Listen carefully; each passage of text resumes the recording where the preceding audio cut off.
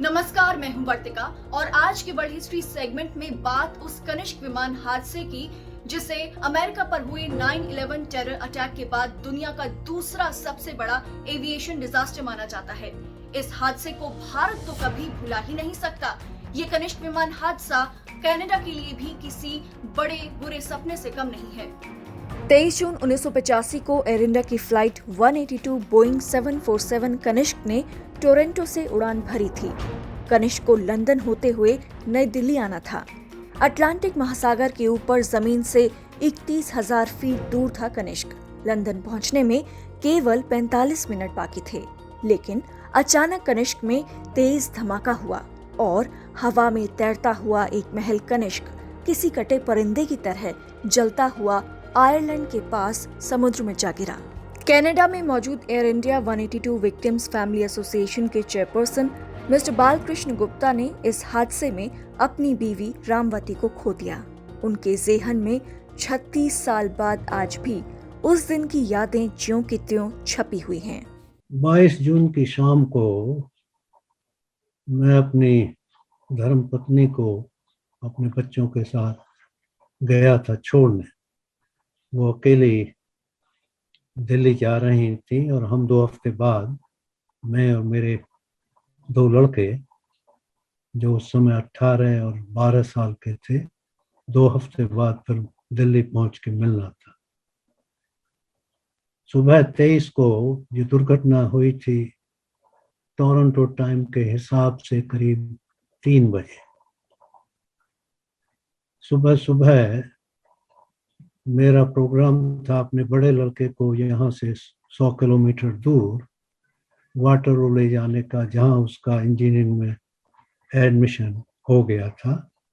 उसके लिए रहने के लिए स्थान ढूंढना था।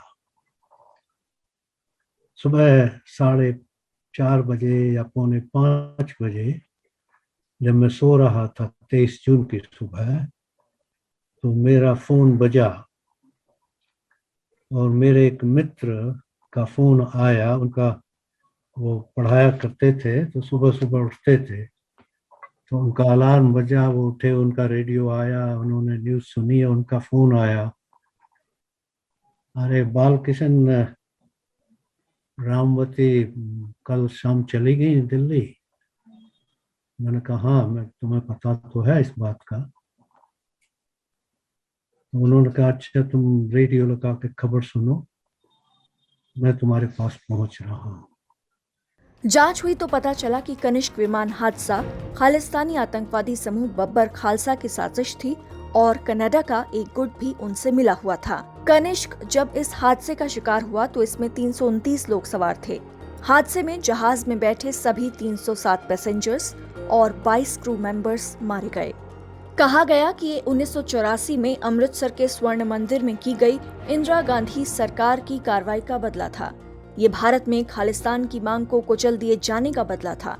इसके बारे में लोगों को बाद में पता चला जब खालिस्तान की मांग कर रहे सिख कट्टरपंथियों ने इसकी जिम्मेदारी ली।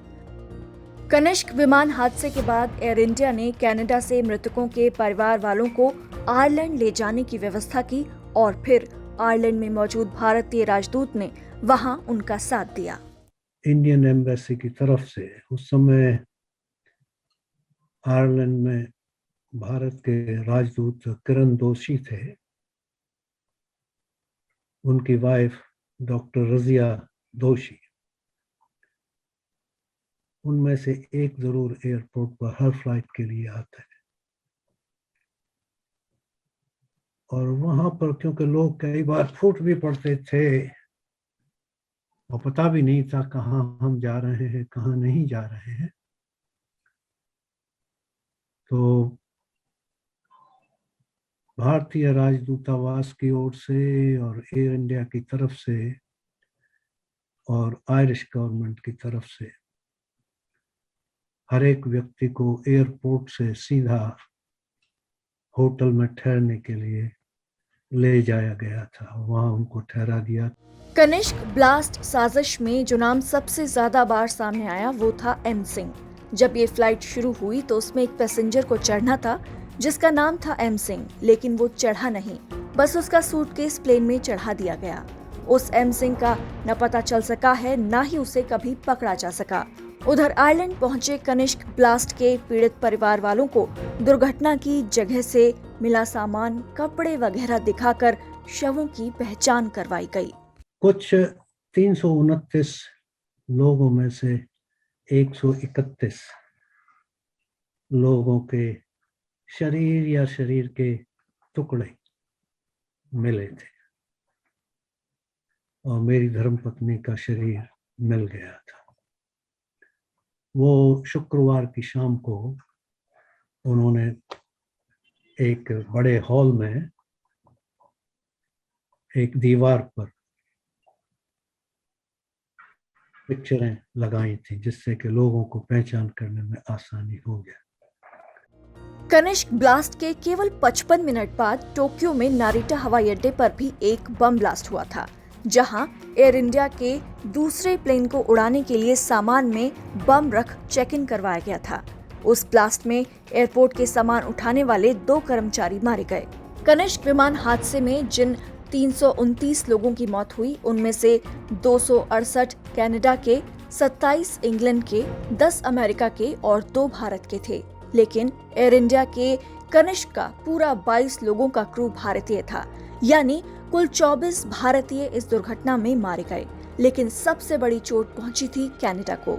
ये मॉडर्न कनाडा की हिस्ट्री में सबसे बड़ा नरसंहार था।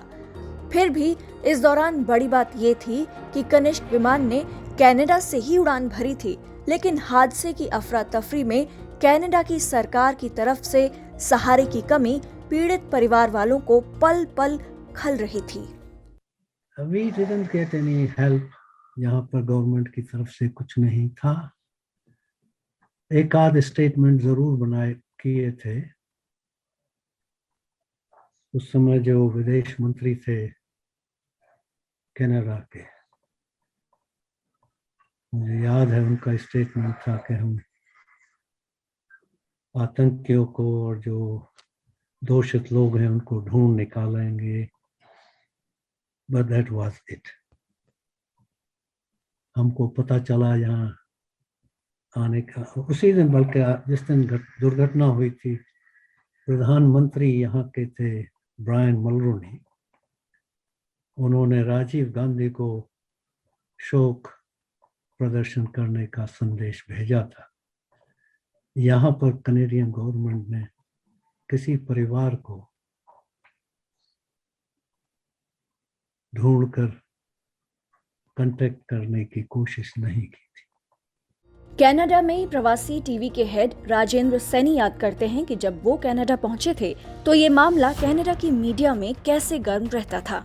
सन 2002 में जब मैंने ये प्रवासी मीडिया ग्रुप की शुरुआत की थी यहाँ आके इंडिया से, तो उस समय ये केस बहुत ही ज़्यादा चर्चित था और इसकी मेन स्ट्रीम मीडिया में भी बहुत चर्चा थी। अपने इंडियन मीडिया में तो खैर होनी थी इसकी चर्चा, और बहुत लंबा ये केस चला। हज़ारों नहीं लाखों डॉक्यूमेंट्स जो इसमें थे वो इस्तेमाल किए गए, इकट्ठे किए गए। पूरे का पूरा जो जहाज़ था कनिष्क का, उसको फिर से जो है बनाया गया जहाज़ को अंडरस्टैंड करने के लिए कि कैसे ये धमाका हुआ होगा। लेकिन इट्स वेरी अनफॉर्चुनेट कि इतना बड़ा ये इस मुल्क का टेररिस्ट हमला था, लेकिन अभी तक भी इसके लिए कोई भी व्यक्ति सीधे तौर पे ऊपर आरोपी जो है वो नहीं घोषित किया गया। राजेंद्र सैनी आज भी इस सवाल का जवाब ढूंढ रहे हैं कि कनाडा की सीक्रेट सर्विसेज ने कनिष्क जांच की रिकॉर्डिंग्स क्यों डिलीट कर दी थी। कनिष्क बम कांड की जो कोर्ट की प्रोसीडिंग हुई, जो ट्रायल चला, उसके ऊपर $160 मिलियन का खर्चा हुआ, और वो भी कनाडा के इतिहास में आज तक का सबसे महंगा ट्रायल है, केस है। और इस केस में जो 2 मुख्य आरोपी थे, अजैब सिंह बागड़ी और रिपुदमन सिंह मलिक, उन दोनों को सरकार की तरफ से सारा जो खर्चा है उनके उसके ऊपर, उनका जो लीगल फ़ीस वगैरह वो उनको सरकार की तरफ से दी गई थी।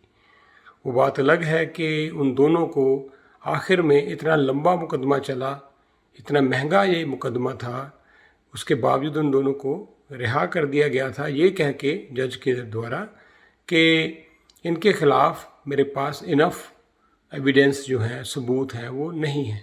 इसमें एक और बड़ी जो हैरानगी की बात हुई वो थी कि जो हमारी सीसिस है, यहाँ की जो सीक्रेट सर्विस एजेंसी है, उसने जितने भी वो रिकॉर्डिंग्स थे, टेप्स थे, वो डिलीट कर दिए थे। तो ये क्यों किया अभी तक हमारी समझ में नहीं आता। तो एक ही व्यक्ति है, इंद्रजीत सिंह परमार, जिसको आखिर में जो 5 साल की सज़ा हुई थी, वो भी परजुरी के बेस पे उसको सज़ा हुई थी कि उसने कोर्ट में झूठ बोला, इंद्रजीत सिंह ने। आपको बता दें कि इंद्रजीत को भी इस साल जनवरी में कनाडा की जेल से रिहाई मिल गई। पता चला कि इंद्रजीत ने बम ब्लास्ट के लिए डेटोनेटर, डायनामाइट और बैटरीज खरीदी थीं। मैंने कनाडा में मौजूद air India 182 victims family association के चेयरपर्सन मिस्टर बल से पूछा कि इंद्रजीत सिंह की रिहाई को वो किस तरह से देखते हैं। भावुक रूप से, भावना की वजह से हमको लगे, लेकिन जो कानून है वो तो कानून है। जो सजा हुई थी उसका कुछ हिस्सा खत्म होने पर वो बाहर आ सकते हैं, वो पूरा कानून को रखते हुए वो अब एक आज़ाद आदमी है। कनाडा के कानून से बंधे होने के बावजूद इस विमान हादसे में मारे गए परिवार वालों के कलेजे में कनिष्क विमान हादसे के सभी दोषियों को कड़ी सजा न मिल पाने का कांटा कहीं न कहीं कचोटता है। प्रधान दोषी थे, वो अभी भी जहां भी हैं वो घूम रहे हैं, कनाडा में हो, बाहर हो, और लोग अपने हिसाब से बता भी सकते हैं कि ये था और ये नहीं। उनमें से जिनके ऊपर संदेह था उनमें से कुछ मर भी गए हैं। लंबा समय है, 36 साल। उनमें से अब किसी को दोबारा से अभियुक्त पाने जाने की आशा करना एक हठधर्मी होगी, जहां तक मेरा ख्याल। हालांकि ये फाइल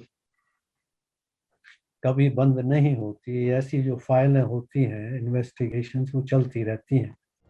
मिस्टर बल का मानना है कि कनाडा में कनिष्क ब्लास्ट केस में समय पर तेजी से कार्रवाई न हो पाने के पीछे यहाँ की वोट पॉलिटिक्स है।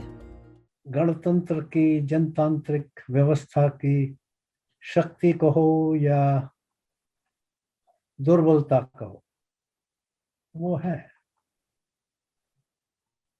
और वो है वोट पॉलिटिक्स। कनाडा में प्रवासी टीवी के हेड राजेंद्र सैनी भी बल गुप्ता की कनाडा में वोट पॉलिटिक्स की बात से इत्तेफाक रखते हैं, लेकिन वो कहते हैं कि कनाडा सरकार भी खालिस्तानी आतंकवादियों से सतर्क रहती है। इसमें ये बात भी है कि कैनेडियन सरकार खालिस्तान के हक में नहीं है, खालिस्तान के विरोध में ही है, और ख़ास तौर पे जो वायलेंस है उसके तो विरोध में है ही। लेकिन ये बात ठीक है कि यहाँ सिखों की गिनती बहुत ज़्यादा होने के कारण, सिख जो डायस्पोरा है, बहुत बड़ा वोट बैंक होने के कारण, जब कोई नगर कीर्तन निकलते हैं, सिख प्रोसेशन जब निकलते हैं, या कोई भी ऐसे इवेंट्स होते हैं, तो उनमें हमारे जो मेन स्ट्रीम के जो मिनिस्टर्स वगैरह जब पॉलिटिशियन आते हैं, तो उनके लिए ये अलग कर पाना, डिस्टिंग्विश कर पाना बड़ा मुश्किल होता है। इसको इस बीच में वो लोग भी आ जाते हैं इन प्रोसेशन में जो खालिस्तान की सपोर्ट करते हैं। लेकिन इसका मतलब ये नहीं है कि जो हज़ारों लाखों लोग उस प्रोसेशन में शामिल हैं वो सारे खालिस्तान के सपोर्टर ही हैं। तो इसके लिए यहाँ का जो मेन स्ट्रीम मीडिया है उसने भी बहुत बार आवाज़ उठाई है कि हमारे जो मेन स्ट्रीम के यहाँ के पॉलिटिशियन हैं उनको बड़ा ध्यान रखना चाहिए ऐसी जगहों पे जाते हुए, क्योंकि इससे कहीं ये इम्प्रेशन ना जाए कि ये लोग खालिस्तान को सपोर्ट करते हैं।